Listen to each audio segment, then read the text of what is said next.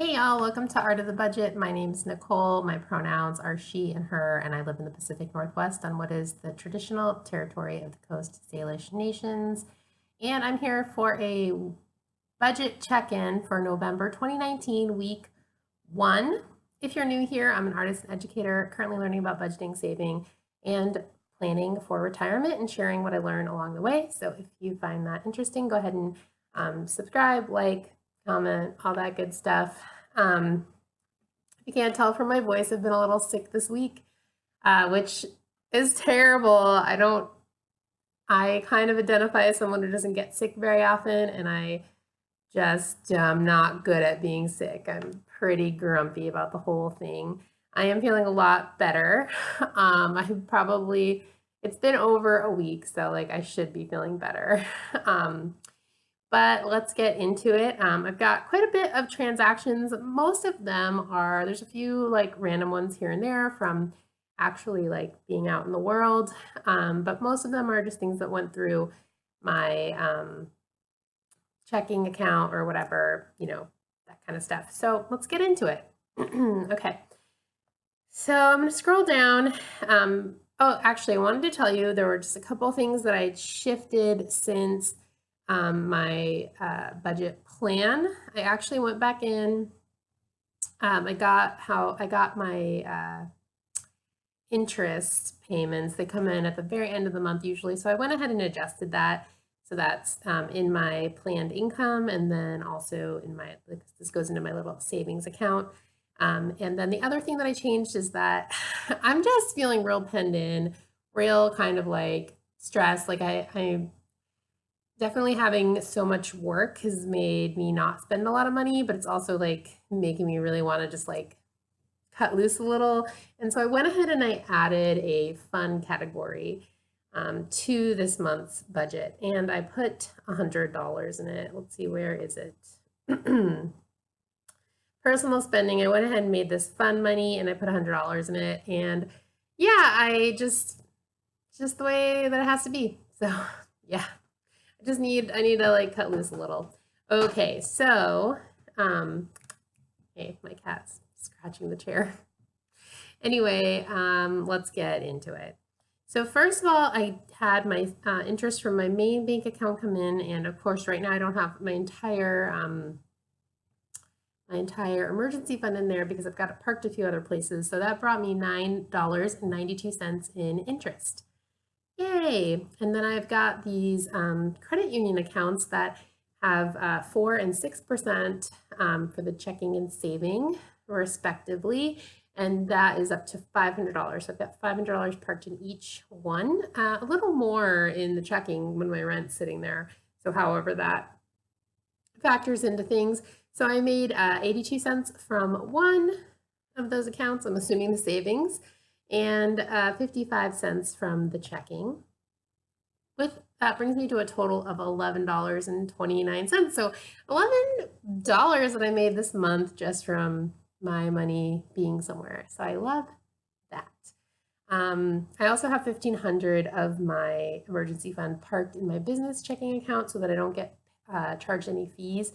So I'm not making money, but I'm saving. I think it's like $8 a month or something. So, okay, what else have we got going on? Okay, so I bought a planner this month.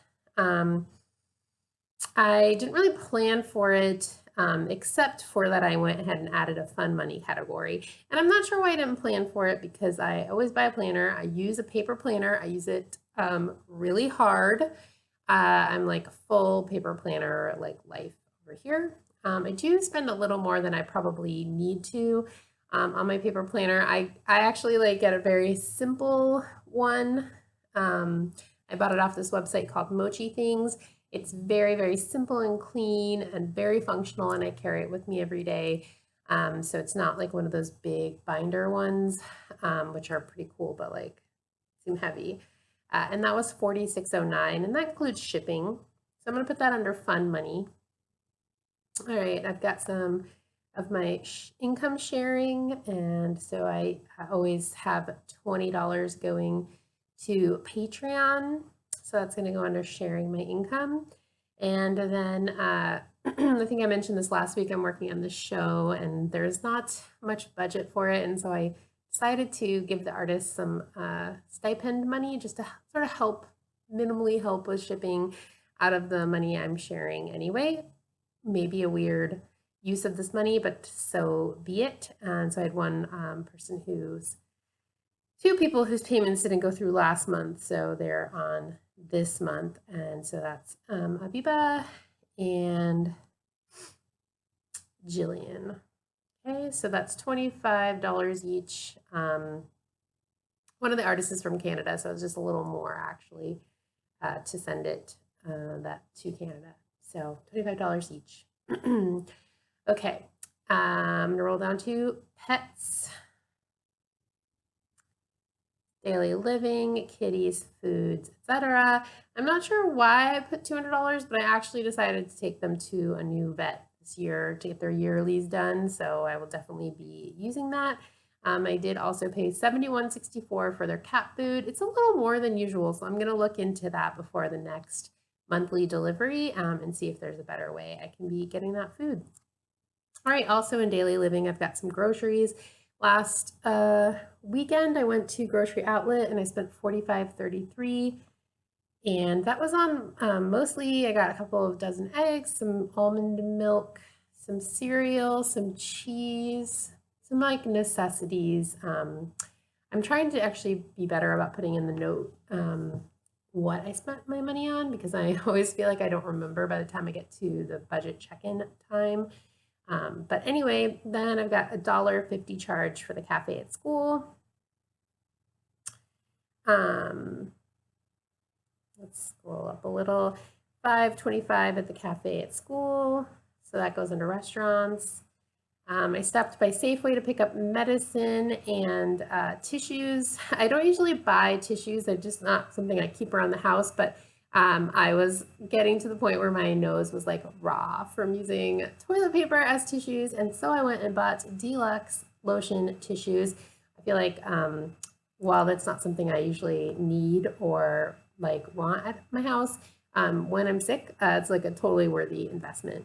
And I also got some like Advil, cold and flu, Sudafed type stuff. And that was $10.91. Just gonna go to groceries. It could probably go under health a little bit too, but whatever. Let's see. Okay, so let's go on down to, not going down, let's go on up to car. I got gas and that was $33.76. I also paid my registration and I know I added a little extra this month because I was like afraid it would be more than it was last year.